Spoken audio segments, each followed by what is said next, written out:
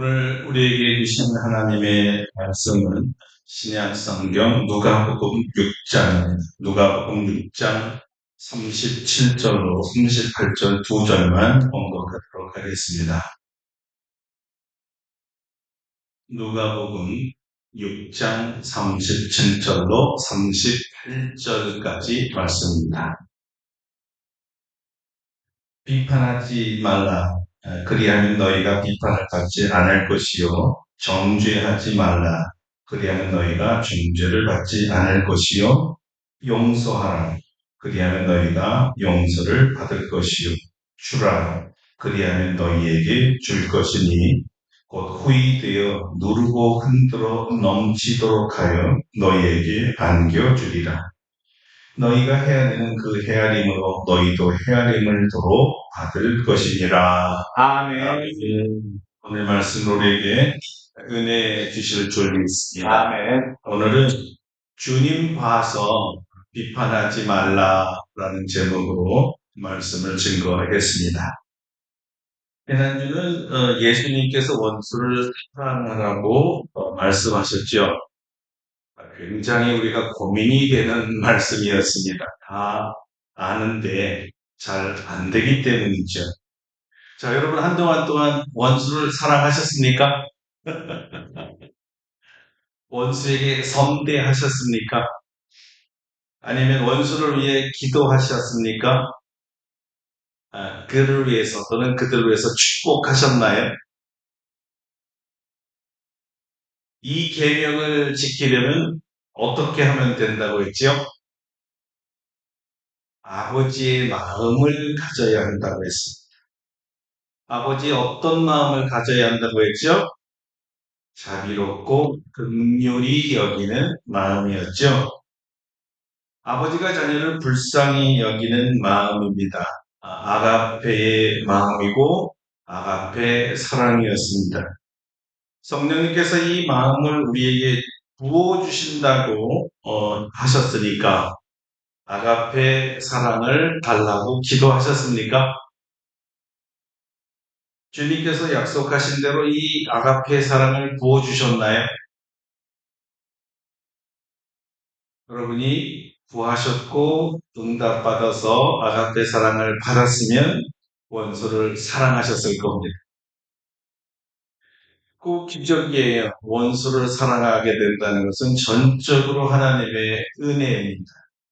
그리고 앞으로도 쭉 그렇게 살아가시기를 바랍니다.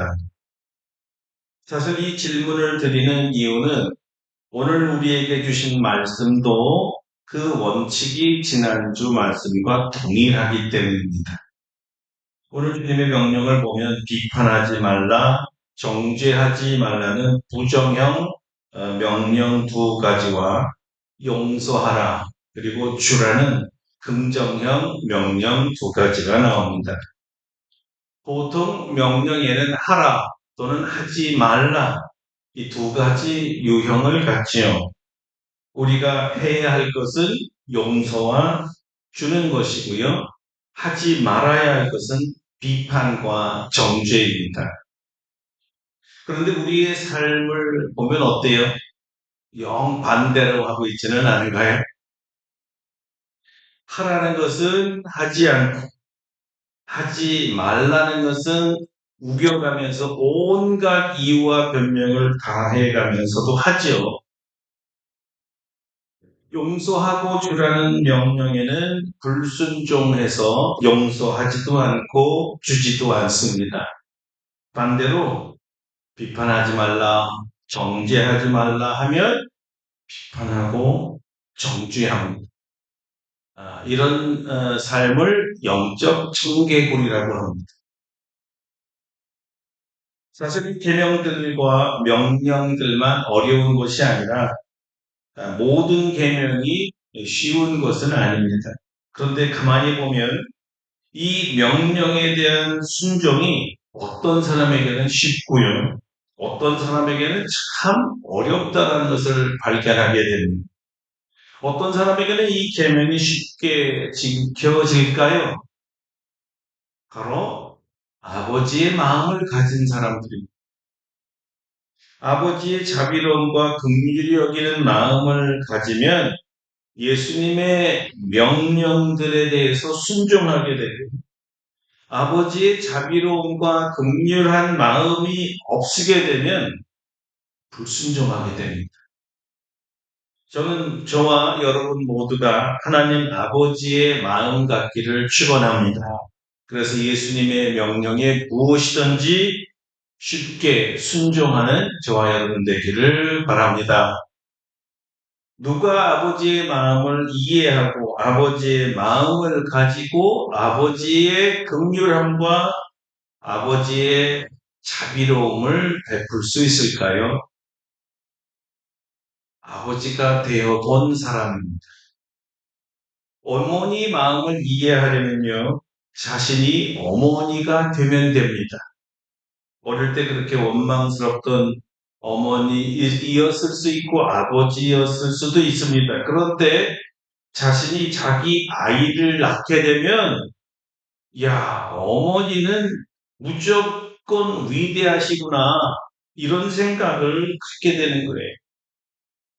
이렇게 고통스럽게 나를 낳아주셨구나. 이렇게 아버지가 나를 어렵게 길러주신 거였구나. 아, 돈 버는 것이 이렇게 힘든 것이었구나. 우리가 베풀어줬던 아이들이 장성하여서 첫 직장을 갖게 되고 돈을 벌기 시작하면요. 남의 돈 버는 것이 이렇게 힘든 것이었구나를 처음 깨닫게 됩니다. 그렇게 공부하기 힘들고 세상에서 가장 어려운 것이 공부라고 생각했었는데 막상 사회에 나가서 취직 문제에 부딪히게 되고 직장에 들어가 업무에 시달려 밤잠 못 자고 일하게 되면서 아이고 세상에서 제일 쉬운 게 공부였네. 공부할 때가 제일 좋은 때였어. 이렇게 깨닫게 되는 거죠. 여러분 무슨 말입니까? 자기가 겪고 보고 나니 이제야 알겠다는. 커서 결혼하고 아버지 되고 어머니 되고 보니까 이 부모가 된다는 그 책임이 얼마나 막중한지 어깨에 힘이 다 빠지고 자식을 위해 살아가는 자신을 보면서 우리 아버지도 우리 어머니도 날 이렇게 길러주셨구나 하면서 눈물도 흘리고 감사한 마음이 들게 되지요. 이렇게 부모님에 대해서 감사를 느끼게 될 때 우리는 철들었다 이렇게 말합니다. 아버지가 되고 나서야 아버지의 마음을 알고 어머니가 되고 나서야 어머니의 마음을 알게 된다는 말입니다.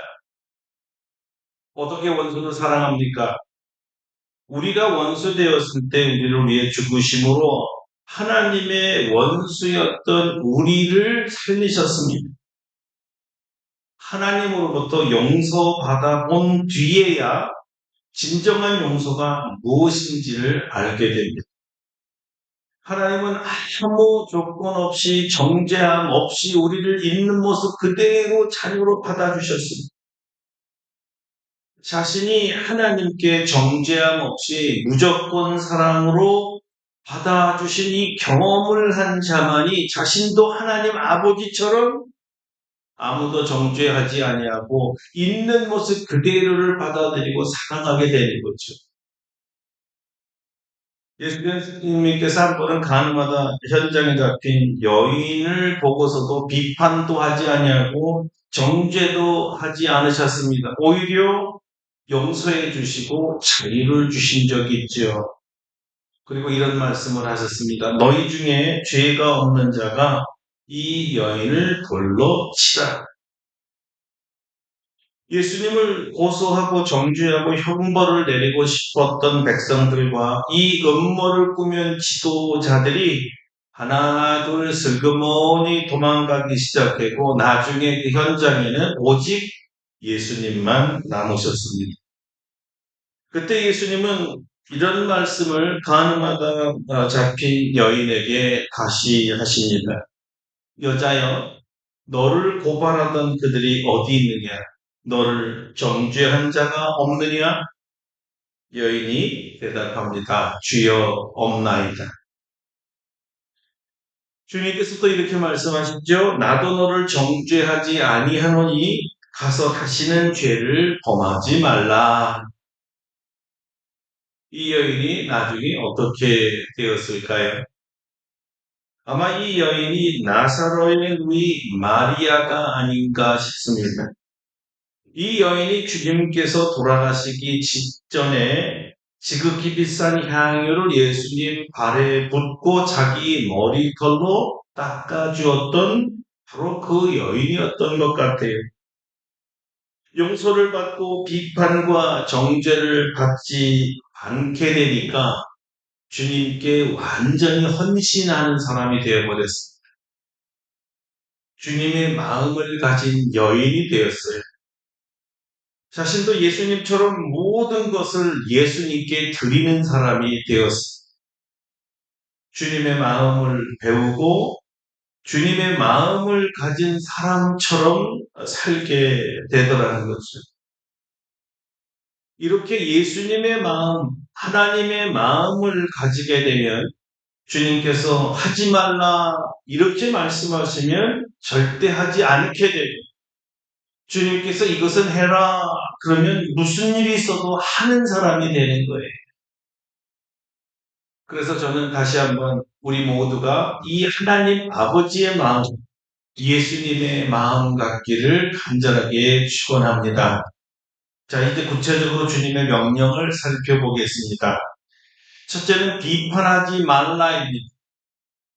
비판하지 말아야 할 이유는 내가 비판하면 나도 비판을 받기 때문이라고 하셨습니다. 나만 비판하고 남으로부터 비판은 받지 않기를 원하는 것이 우리들이죠. 그렇지만 세상은 그렇게 호락호락하지 않습니다. 작용, 반작용의 법칙이 적용되는 거거든요. 여러분 야구에서 작용, 반작용 원칙이 제일 잘 작용되지 않습니까? 이 투수가 던지는 공을 이 타자들이 이렇게 받아치는데 이 투수가 아주 강한 공을 던지려면 아주 빠르게 강하게 받아쳐야 돼. 받아친 것만큼 센 볼일수록 더 멀리 나가게 되어 있지. 살살 던진 공은 쳐도 잘 멀리 나가지도 않습니다. 세게 와야 센 힘을 되받아치게 돼서 멀리 나가는 거예요. 그럼 이 비판이라는 것은 이 말로 하는 거잖아요.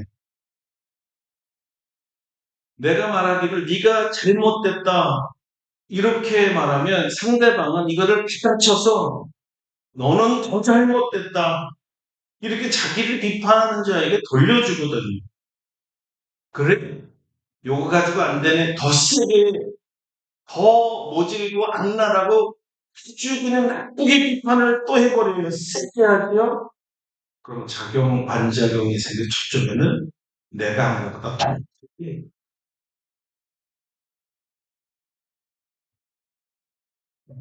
그런데 주님께서는 이렇게 세상 사람들이 하는 것처럼 하지 말라 그러신 거예요. 이거와는 정반대로 다른 사람이 너를 비판해도 너는 그를 비판하지 말라 이렇게 말씀하셨어요. 상대방이 너의 한쪽 뺨을 떼면 이쪽 뺨도 같이 떼기라고 대라 그랬어요. 세상 사람들이 하는 것과 정반대로 예수님은 가르쳤습니다. 저쪽에서 한 뼘땀을 떼면 다른 한 뼘마저 때리라고 친절하게 오히려 돌려대라는 것이지요. 겉옷을 달라고 하면 속옷까지 아예 주라는 것입니다. 저쪽에서 비판을 하면 여기서는 그냥 비판을 하는 대로 그대로 받아들이라는 대응하지 말라는 것이 무슨 얘기냐면요. 맥 빠지게 하라는 뜻이었습니다. 자, 세상에서는 아까 우리가 살펴본 대로 작용, 반작용, 이 법칙이 통하게 돼 있어요. 그래서 비판을 하는 그 사람이 똑똑한 사람이라면 자기가 비판을 하면 상대방도 반작용으로 되받아칠 것을 미리 계산하기 때문에 내가 이렇게 할 때 네가 받아치기만 해봐. 내가 더 세게 칠 테니까. 반작용을 기다리고 있어요, 오히려. 이걸 계산까지 하고 있지. 어디 한번 해봐. 이런 마음을 갖고 있습니다. 그런데 예수님의 법칙이 들어오면 이렇게 되받아칠 줄 알고 기다리고 있는데 저쪽에서 아무 말을 하지 않는다? 당황스럽죠.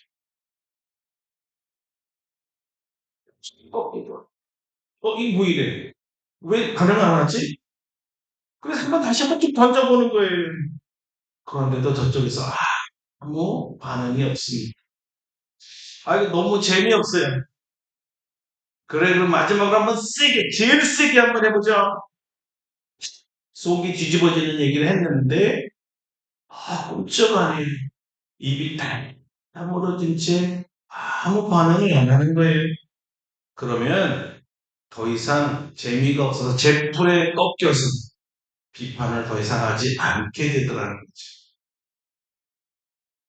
자, 하루는 저녁 식사 시간에 어머니에게 자신의 딸이 방고호에 대해서 이야기를 했답니다. 오늘 학교에서 고호에 대해서 배웠는데요.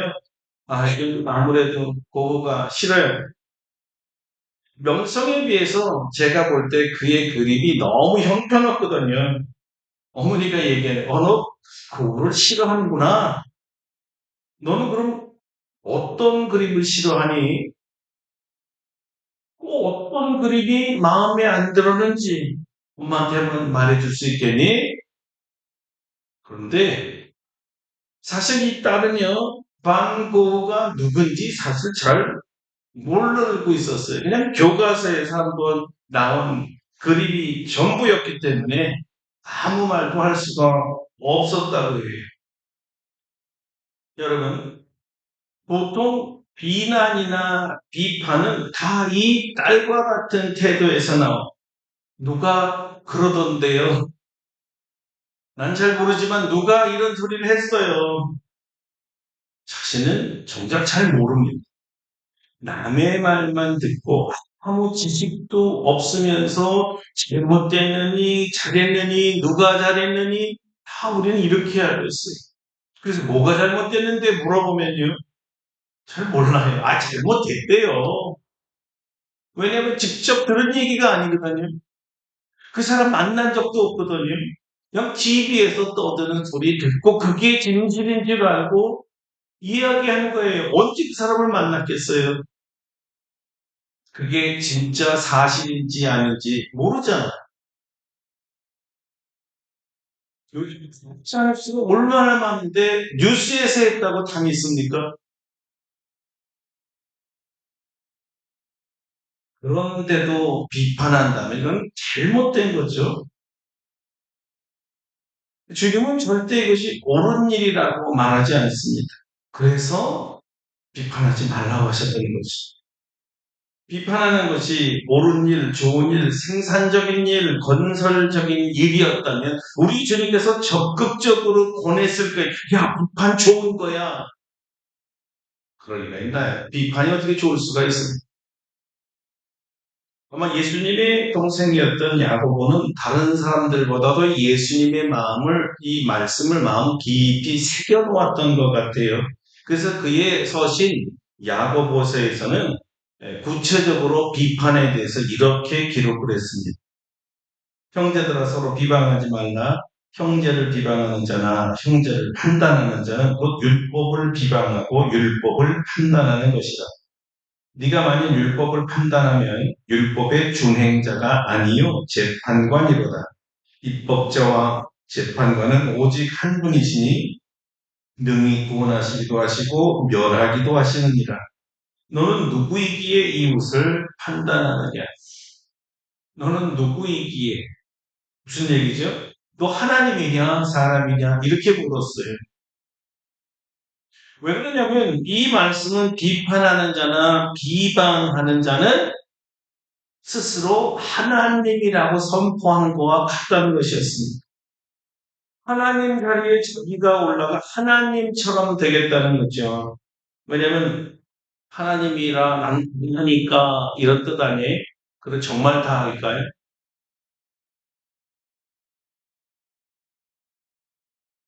하나님만 하시기 때문에 재판장이 될 수 있지만 아무것도 모르면서 재판장이 되겠다고 하니까 어떻게 바른 판단, 바른 재판을 할 수가 있겠어요?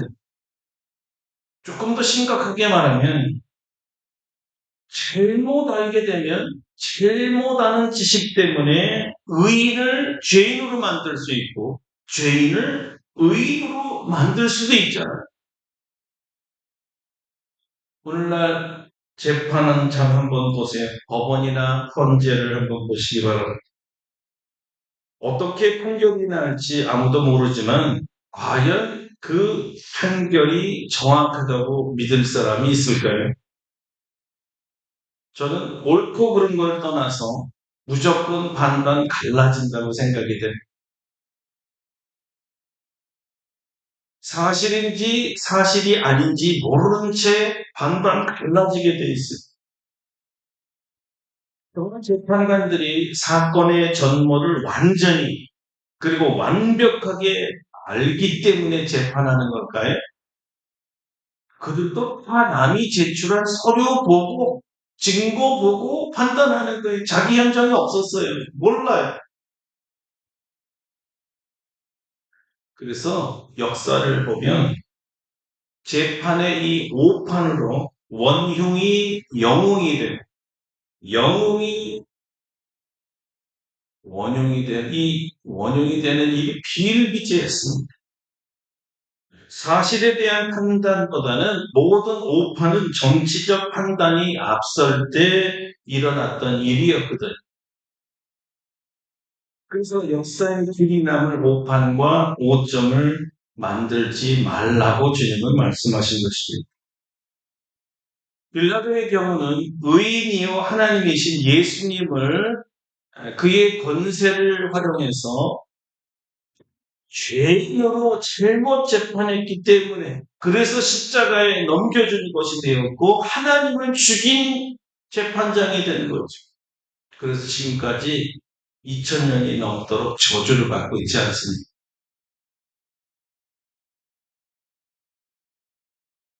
이 비판보다 더 심각한 것은 정죄입니다.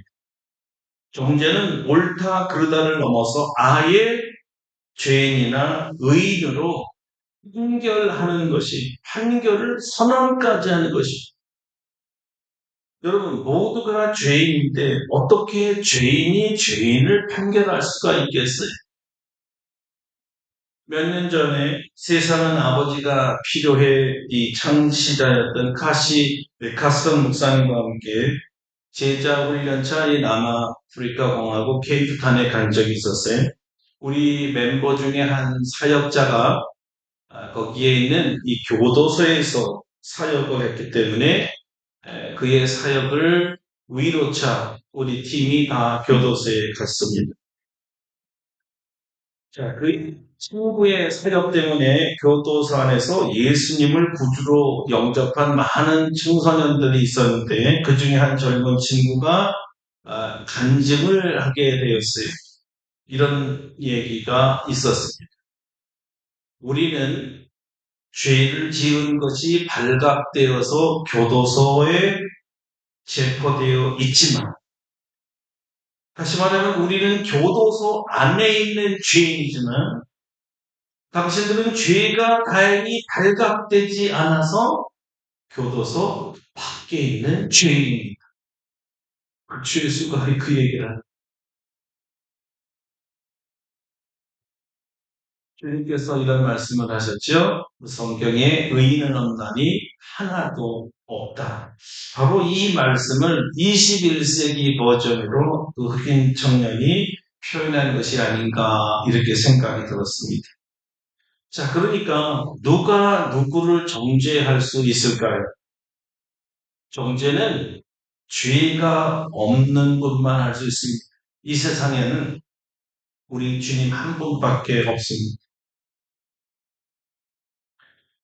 우리 중에 누가 과연 다른 사람의 죄가 있다고 정죄할 자격이 있는 분이 있을까요? 정말 죄 없는 분이 있을까요?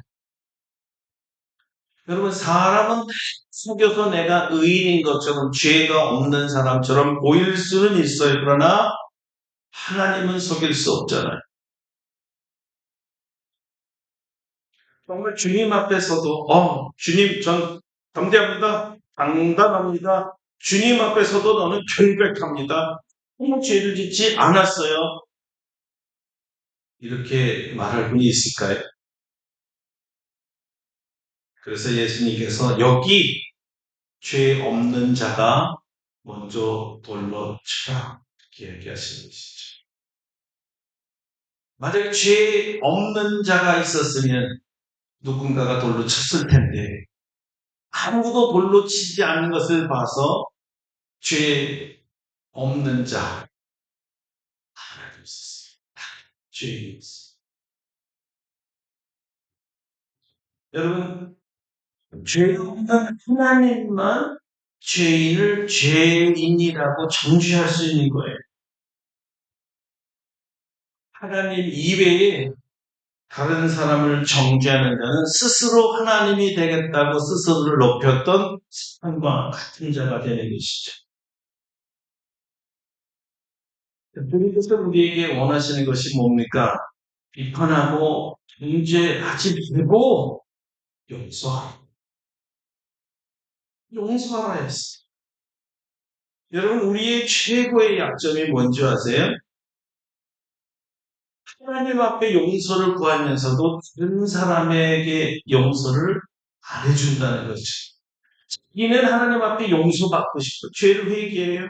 그러나 다른 사람이 자기에게 지은 죄에 대해서는 갚아야지 용서가 안 되는 거예요. 그럼 어떻게 하면 가능하다고 우리가 말했죠? 하나님의 불쌍히 여기는 마음을 찾아야만 용서가 되는 거예요. 자, 여러분의 삶 주위에서 가장 용서가 안 되는 사람이 누굽니까? 가장 용서가 안 되는 사람이 접니까? 누가 제일 용서 안 돼? 여러분, 목사가 용서가 안 됩니까? 여러분, 이 용서는 계산하는 수고를 통해서 나타나요. 너무 어렵습니다. 그러나 용서가 된다면 어려운 만큼 귀한 거예요. 우리 용서 안 되는 사람이 누군가를 보면요. 가까운 사람, 자기가 사랑을 많이 준 사람들이 용서가 안 되네. 자기가 가장 귀하게 여기고 가장 공을 많이 들이고 기대를 많이 한 사람이 나에게 상처를 주면 용서가 안 되는 거예요. 너무 사랑했으니까. 그래서 가족들 간의 사랑이 제일 어려운 거예요. 부부 간에 너무 어려운 거예요. 용서가 안 되는. 남은 용서해 주는데 부모 자식 간의 용서가 힘드시죠. 아버지가 아들 용서 잘 안 돼. 아버지가 자기한테 꼬지하는 거 용서가 힘들지.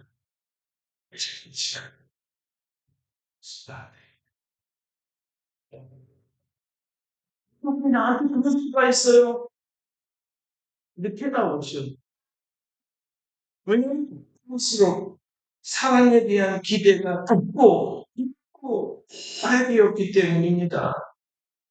다른 말로 하면 어떤 사람이 주는 상처는 금방 잊어버릴 수가 있는데요.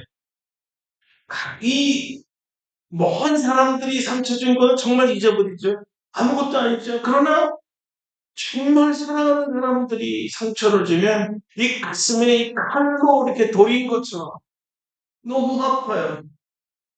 그리고 아예 이 가슴에는 상처가 뿜어들여서 찢겨진 이 상처가 여물지를 않는 여기서 골마 터지는 거예요. 하나님에게 용서가 안 될 때 이런 말을 하시잖아요. 내 놨는데 내가 널 죽었는데 너 나한테 이럴 수가 있어. 용서가 안 된다는 얘기. 아이들은 부모에게 뭐라 그래요? 아이, 엄마가 어떻게 나한테 이럴 수가 있어? 아니, 아빠가 날 사랑한다며 어떻게 나한테 이럴 수가 있어? 용서가 안 돼요. 지나가다가 뭐 실수로 발을 밟거나 어깨로 툭 밀치거나 아 이러다가도 그냥 잊어버려요.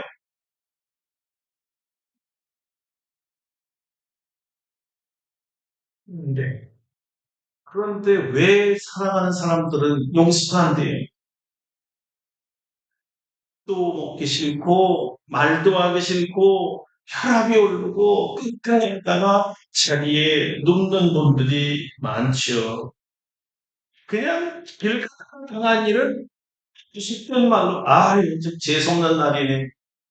그리고 제대로 그것 때문에 끙끙 앓는 사람이 있어요? 집에 한 번 밟아본 것 때문에 두 번 본 사람이 있어요? 그냥 그걸 재수없은 거로 치는 거잖아요. 나하고 관계가 없는 사람은 금방 잊어버리지만 나하고 관계가 깊은 사람, 내가 사랑하는 사람, 이런 사람은 내가 무엇을 받았기 때문에 뽑아내기가 힘든 거예요. 너무 내가 사랑한 사람이었기 때문에 그럴 수 없다는 거예요.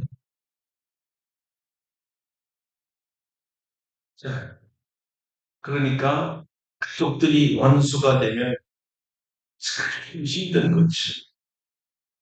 한 지붕 밑에서 마주 자야 되고, 같이 먹어야 되고, 같이 살아야 되고, 매일 얼굴을 쳐다봐야 되는데, 볼수록 미움이 생기고, 이 분노가 끓어오르잖아요. 속으로 뭐라 그래요? 용서, 이번에 안 된다. 용서. 아니, 이런 원수 주님이 우리한테 부르짖어 주길 무서워하는 것처럼 하네. 아니, 주님, 지금 제정신으로 하는 얘기신가? 아니지요? 아니, 우리 주님, 왜 당신을 믿는 우리 이 하나님의 자녀들이 이렇게 못 살게 그래요? 왜 이렇게 괴롭히세요? 많이 믿는 일을 해야죠. 원수를 사랑하고 원수에게 뭘 줘요, 그게는. 아, 우리나라 옛날 속담에 미운 놈 떡 하나 준다고 하더니 정말 떡 주는 얘기예요? 여러분은 어떠세요? 아직도 원수가 있나요? 여러분 가족 안에 원수가 있어요? 자, 인생을 살면서 껄끄럽고 보기 싫고 보기만 해도 생각만 해도 소화가 안 되는 그런 사람들 아직도 주변에 있습니까? 그런 사람들에게 뭐 좋은 거를 줄 수 있을까요? 우리 주님은 주라 하십니다. 어렵죠? 많이 어렵습니다. 그래서 이렇게 어렵기 때문에 우리 주님께서 이 말씀에 순종해 주면 내가 너를 반드시 축복해 주시겠다고 말씀하시네요. 무슨 축복을 약속하셨을까요? 38절에 이렇게 말씀하십니다. 주라 그리하면 너희에게 줄 것이니 곧 후이되어 누르고 흔들어 넘치도록 하여 너희에게 안겨주리라. 너희가 헤아리는 그 헤아림으로 너희도 헤아림을 또 받을 것이니라. 원수에게 떡을 주든지 용돈을 주든지 선물을 주든지 사랑을 주든지 용서하면 하나님께서 갚아주신다는 말인데 주실 때 우리에게 되돌려 주실 때에는 흥이 되어 누르고 흔들어 넘치도록 우리에게 안겨주시겠다고 하십니다. 아마 주님은 주라 하실 때 아마 쌀이나 뭐 이런 곡식을 주라 한 것이 아닌가 싶습니다.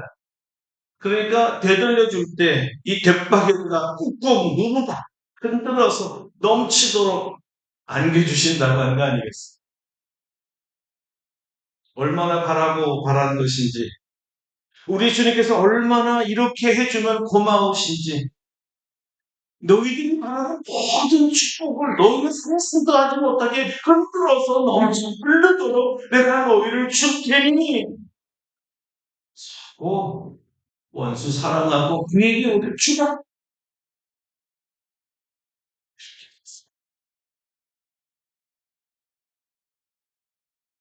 여러분, 왜 예수님은 이렇게 원수를 사랑하라고 하시고, 그들을 용서하라고 하고, 그들에게 필요한 것 주라고, 이렇게 간곡하게 축복까지 약속하시면서 우리에게 요구하시는 겁니까?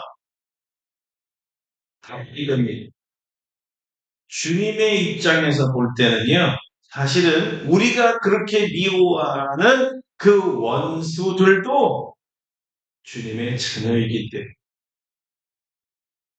주님의 아들이고 주님의 딸, 주님께서 그 영혼을 위해서 자기 몸을 바꿔서 세운 영혼이기 때문에, 우리 원수이지만 예수님께서는 눈에 넣어도 아프지 않을 귀한 하나님의 자녀이기 때문에,